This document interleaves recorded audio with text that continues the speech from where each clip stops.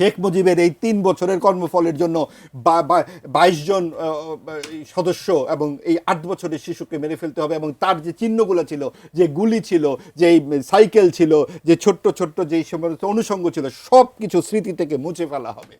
ভাই, আমাদের পরিবারের একটা গাছকে আমরা কেটে ফেললে দুঃখ পাই যে এটা আমার পিতামহীর লাগানো গাছ, বৃক্ষ। আর আমাদের জাতির স্মৃতির সঙ্গে জড়িত যেই ভবনটি, সেইটা এইভাবে কয়েক দফায় বুলডোজারে ভাঙা হবে, এইটা নাকি শেখ হাসিনার কুকীর্তির কারণে হবে। অর্থাৎ আপনি ওই মুক্তিযুদ্ধের ইতিহাসটাকে ধ্বংস করবার চেষ্টা করেছে অন্তর্বর্তীকালীন সরকার। এবং আজকে যে আপনি দেখছেন যে ভাই বললেন মনস্টার একটি দলের আদৌ নির্বাচন করবে কি করবে না, আওয়ামী লীগের প্রশ্নে বলা হলো, তাহলে মনস্টার জামাত কিভাবে নির্বাচন করে এবং প্রধান বিরোধী দল হয়? তারা তো সিভিল আর্ম ফোর্সড, এই যে আত্মসমর্পণ দলিলের সেই জামাতে ইসলামী। আওয়ামী লীগ যদি 2000 মানুষ নিহতের অভিযোগে অভিযুক্ত হয়, জামাতে ইসলামী 30 লক্ষ মানুষের নিহত হবার প্রধান সহযোগী হিসেবে অভিযুক্ত, এবং সেখানে তাদের আল বদর আল সাম, সেটা ইতিহাসে একদম প্রতিষ্ঠিত।